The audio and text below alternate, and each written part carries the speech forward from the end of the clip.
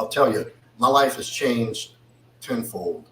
I'm as a man. Now, I've always had these inherent traits, some things that have been with me since I can remember. I did have a short time where my dad was home, my mom was a stay-at-home mom, my dad was a provider. And no, he wasn't perfect. And I did fortunately have some, masculine OG type guys in my life that I got to have some experience with, enough to where I could look back and remember the things they said and the way they were. Like my grandpa, for instance, World War II veteran, fucking killer. I didn't know about this until I was like 16 or 17.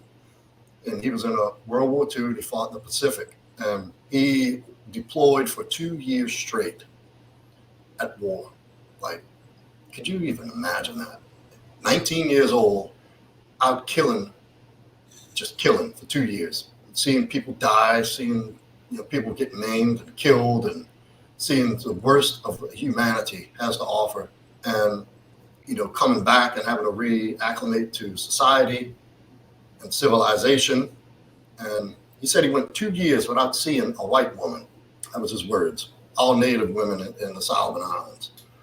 And he went 2 years just completely unplugged from society and completely entrenched in survival by any means, just the rawest form, primal survival. And we used to have our talks, and he dropped little subtle hints now and then, but I didn't know what he was saying or why he was saying it. And then as I got a little older, he became more direct. And I remember one time when he died right after my wife got pregnant with my son. Matter of fact, I told him at the nursing home on his birthday, and he died that night. I told him that she was pregnant. It's just kind of weird that it happened. He expired, and here my son was being conceived. It's a pretty special moment for me.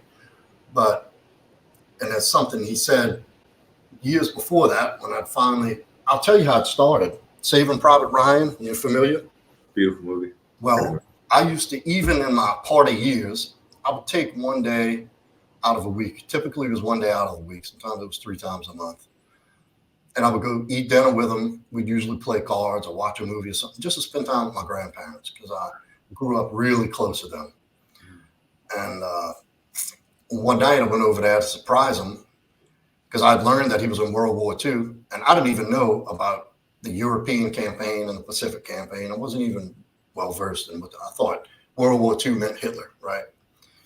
And so I brought the movie. I went to Blockbuster Video, rented Saving Private Ryan, and I thought we'd all sit down and watch it together. So I brought it, and I said, "Look, I got a surprise." We ate dinner, and I broke out the VHS tape. He said, "I don't want to see that." So I was there. There's nothing about that I want to see. I was like, "What do you mean?" I said, it's a movie. It's supposed to be historically accurate, and the depiction is very realistic. He's like, "I don't need realism." He said, "It's not realer than what I was doing. I can promise you that." Wow. And he didn't want anything to do with it. And I was shocked. I was like, "Really?" Because I didn't even understand how someone could have been deeply affected by that. And, I didn't know about PTSD and all that. I thought they were just too old, so they slept in separate beds. They slept in separate beds because he'd waken up on several occasions trying to kill my grandmother, from a nightmare. And that night is when he started telling me about his journey through the war and the things that he'd done and things that he'd seen. And he'd break down and cry multiple times, like just not sobbing, but, he'd stop, put his head down. You could see him moving like that, wipe his eyes, collect himself, and start speaking again. And so through that experience is where we really bonded. Like, me and him got like this. And we were talking, and I was just getting married. I just proposed. And I went over there to tell him. It's like, good. And I was saying something. And my grandma was standing right there, and he goes, "Well, it's not natural for men to have just one woman." My grandma didn't say shit. He said, we're men.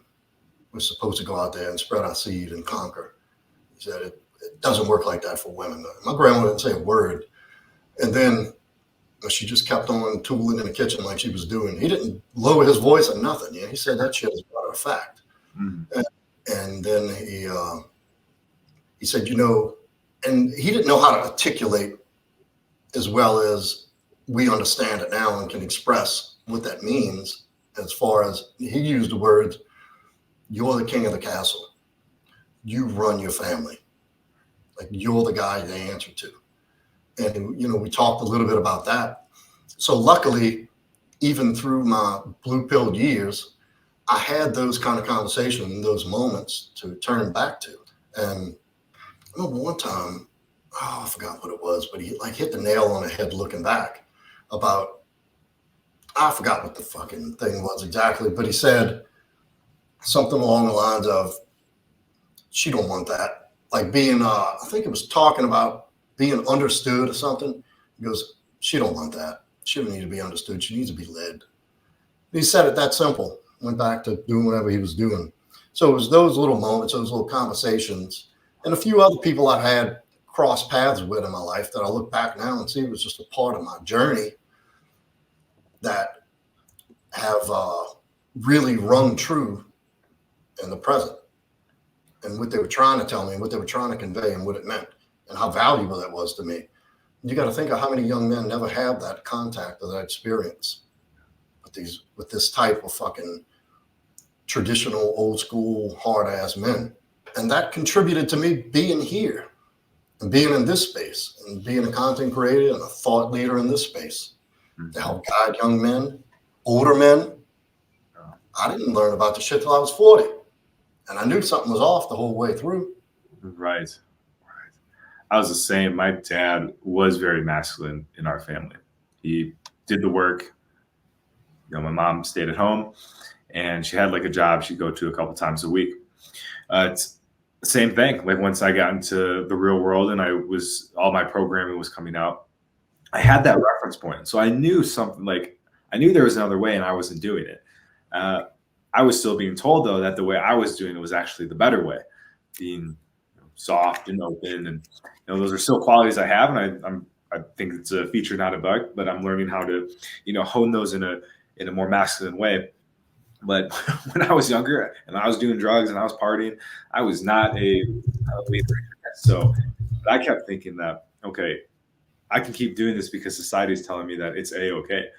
And so I thank my dad for being who he was. He was very tough and he didn't show much affection.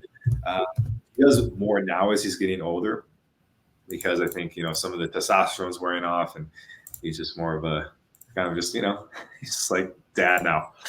Before it was like, oh shit, dad's home. Like, let's freaking buckle up.